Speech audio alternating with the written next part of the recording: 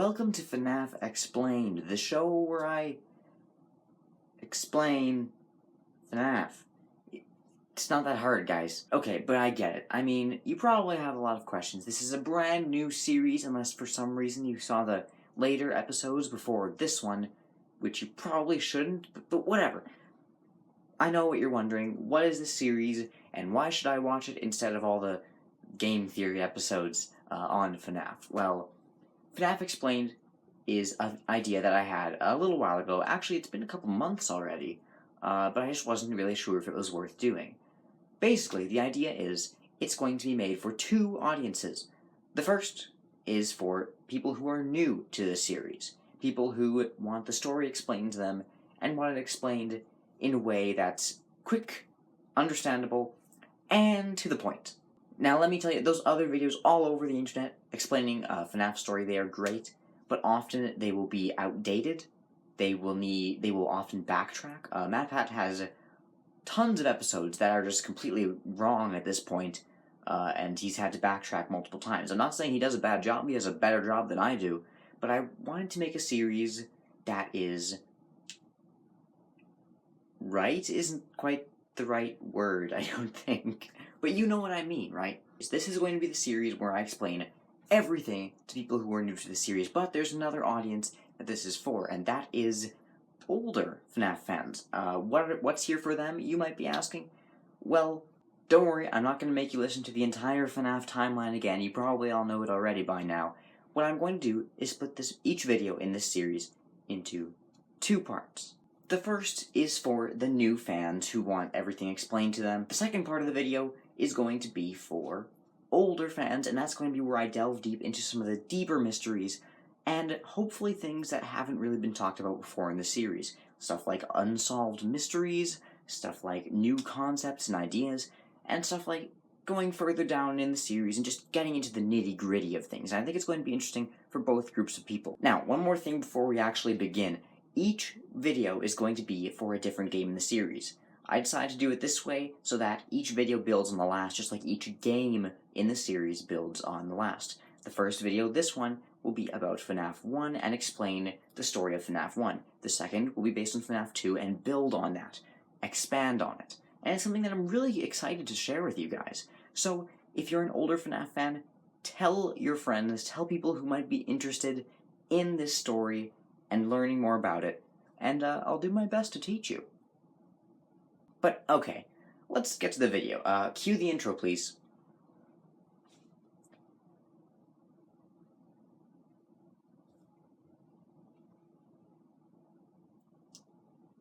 Now.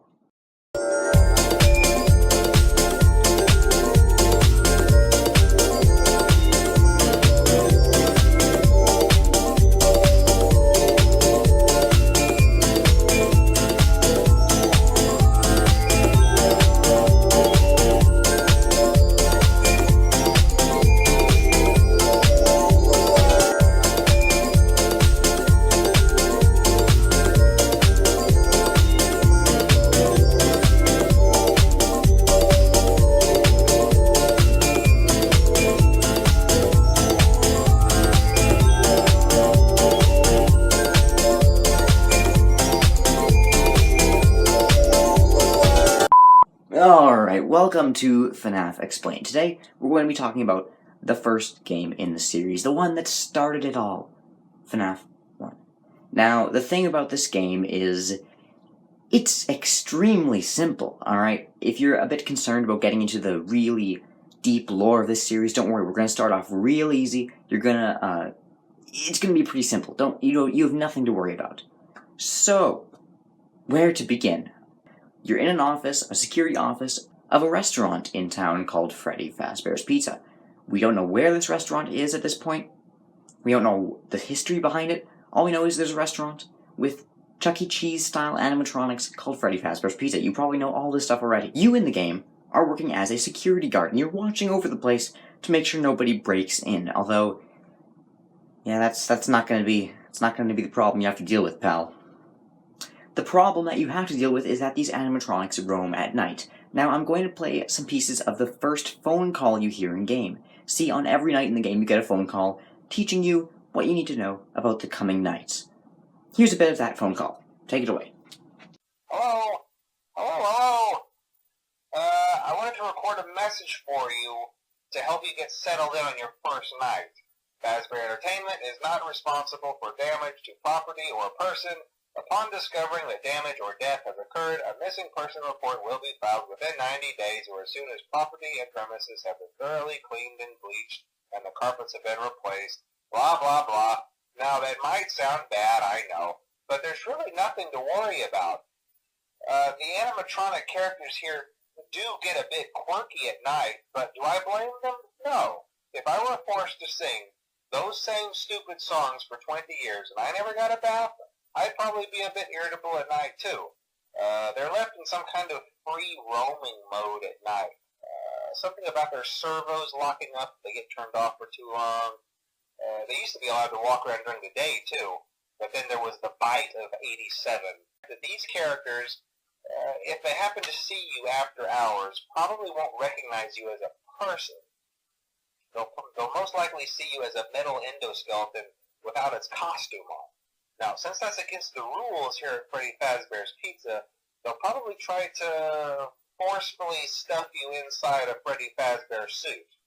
Now, that wouldn't be so bad if the suits themselves weren't filled with cross beams, wires, and animatronic devices, especially around the facial area. So you can imagine how having your head forcefully pressed inside one of those could cause a bit of discomfort and death. Alright, so that was the phone call from the first night, and now you should have a pretty good idea of what's going on. Okay, these animatronics roam around at night, and they see you as an endoskeleton without a costume on. It's simple, it's a harmless mistake, probably a bug that should be figured out and fixed real soon, but that's not the true story here. There's something else going on, something that I'm going to explain now. So what is really going on here? Well, one thing that you're going to realize about this series is that it doesn't really tell you much flat out. Later on in the series, it does tell you a lot of things just a lot easier as you're progressing through the game, but even in the earlier games, you have to hunt for the real story going on, and it's pretty rewarding when you do. And so I would like to say that I do recommend you play the game for yourself before you watch this series. It's a lot more rewarding, whatever, but you're here, you know why you're here. So, throughout the game, in the security camera footage that you watch throughout the whole thing, there are some hidden, rare scenes. Some of them are perfectly normal, just little Easter eggs, basically. Like how you can also honk the Freddy nose in your office. I like that, that's a pretty cool detail. But some of them are a lot more interesting. So, there are some newspapers that you can find on the wall of this establishment very rarely, might I add. They're not exactly common. But what do these newspapers say? Well, let me read them to you right now. Kids vanish at local pizzeria. Bodies not found. 2 local children were reportedly lured into the back room during the late hours of operation at Freddy Fazbear's Pizzeria on the night of June 28th.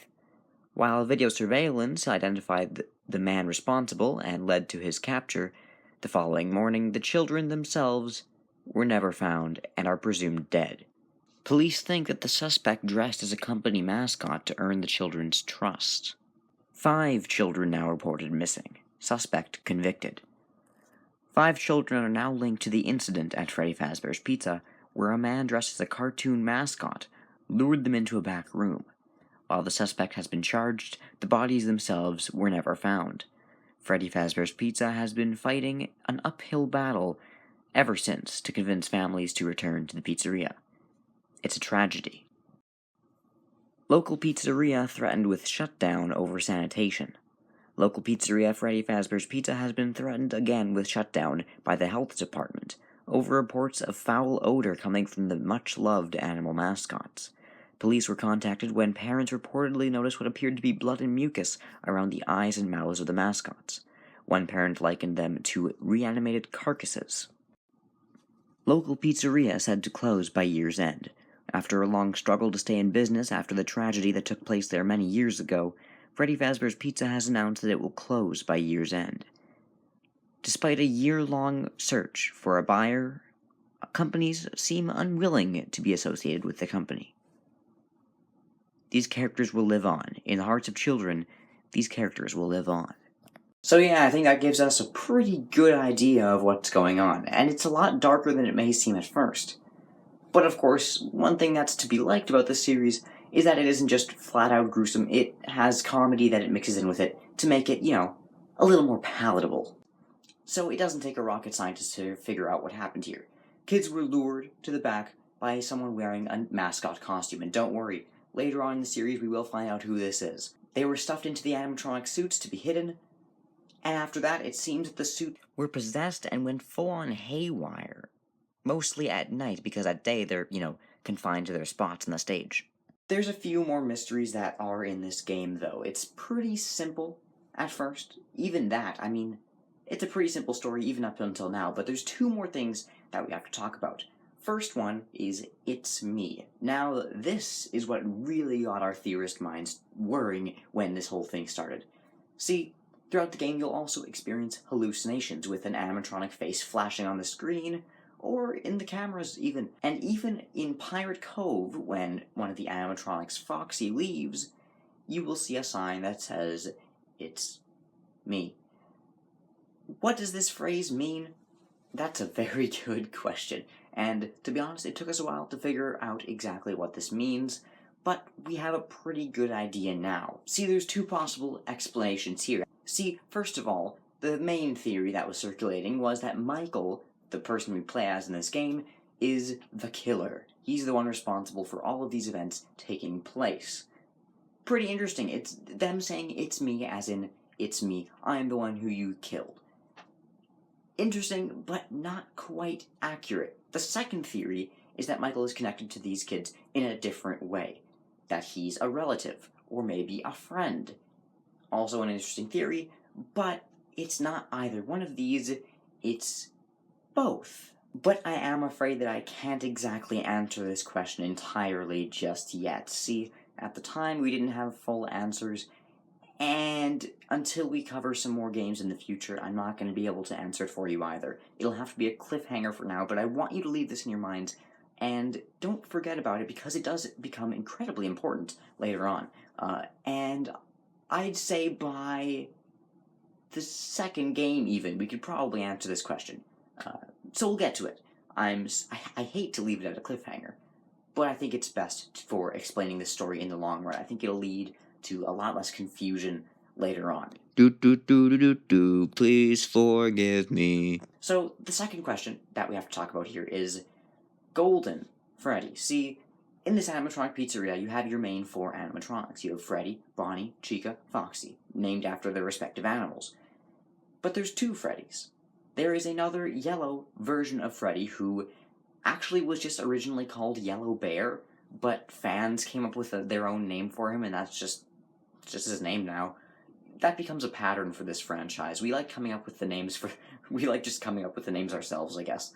But the question is, who is this bear? See, this bear is probably the one who's most connected to It's Me. And he doesn't act like any of the other animatronics in the game. He is purely a hallucination, and the weird and creepy thing is, when he shows up in your office, completely randomly, I might add, your game will crash, or if you're playing on the new version on consoles, your game will go to the main menu, but still, weird, spooky, a fourth wall break, very strange. So clearly there is something special about this character.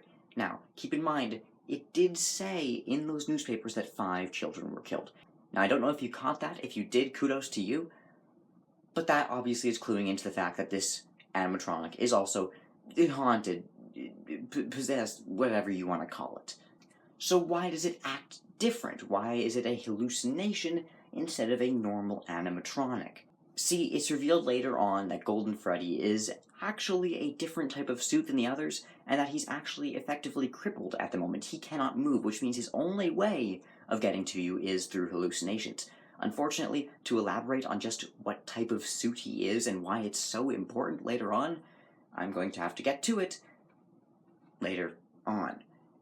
I know, it sucks, but I'm hoping you'll stay with me because this is absolutely worth it in the end. So, to recap, we have 4 animatronics who are possessed by children of some sort, and we have a mysterious fifth animatronic who is effectively crippled, and because of that has to basically teleport throughout the building through hallucinations. As you can see, this is very mystical stuff, but as the series goes on, I find it actually leans more towards sci-fi.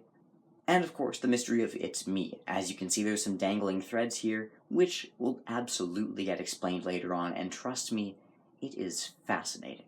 Alright, so now we're going to move on to the second part of the video. This part of the video is going to be for long-standing fans of the series. People who want to dig a little bit deeper, people who want a few more unanswered questions to dig into other than effectively the basics that we've covered so far. I know, if you're still watching this and you're a new fan, one, maybe go through the whole series before you watch this second section.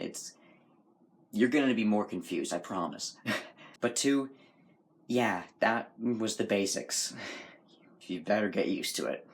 Just saying, enter at your own risk. Here's something really interesting that I actually found in the Freddy files, although I have heard it mentioned since. And this is something that, after being a fan for 4 years, I still didn't know about, so I have no doubt that there are going to be some people watching who actually have not heard of this before. So, Freddy, in the original game, actually has a handprint across his right eye and left jaw. Really interesting and kind of random. But what's really fascinating about this is that in another one of the rare screens that you can find later in the game, you can actually see a poster of Freddy ripping his head apart, assumingly. Whew. It's kind of hard to tell exactly what's going on here, but it's interesting because his handprints are in the exact same place. Just a fun little Easter egg. Doubt it means anything, but it's really fascinating. One question that's been wondered since the very beginning is why Foxy's out of order, and we still don't have an answer. The end. We know that he didn't cause the bite of 87. That's not why, because it was, in 1987, and this game takes place in the 90s. I won't go into the whole detail about how we know that. It's whatever. It's been covered to death. But if Foxy didn't cause the bite of 87, who did? I mean, it presumably doesn't take place in this location, although Phone Guy does say that these characters have been around for 20 years. If I were forced to sing those same stupid songs for 20 years and I never got a bath? Yeah, 20 years. So I suppose they could have. Maybe it was their withered versions, which were roughly out of commission about 10 years before this game takes place. We know they were at least out of commission in 1987 because that's when FNAF 2 takes place, and this game takes place around 1995, I believe. So supposedly the bite of 87 could have happened around that time, but I mean they're also out of order during that time, so no kids are going to be getting near them, so I doubt the bite of 87 could have happened then.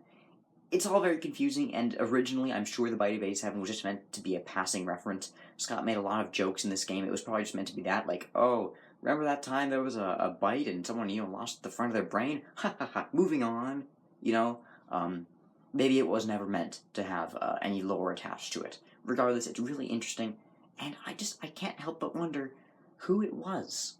Honestly, that's really all there is here in the first game. As I said, it's pretty basic, but again, after going over later games, it does kind of flesh this one out a bit. But regardless, it's really interesting, and the second game is going to flesh this out a whole lot more, so I cannot wait to see you guys there. We're going to talk about some more complicated mysteries, and of course go over the basics again for the new fans here. It's going to be a very challenging thing to keep this series going, so again, if you have friends who you'd like to, get them into FNAF, share them this video. I need help, guys. I need help. And, of course, a like is always appreciated. And if you're new here and want to actually know when the other episodes come out, you know what I'm gonna say. I'm sorry, I have to say this. It's in the contract. Goodbye. See you.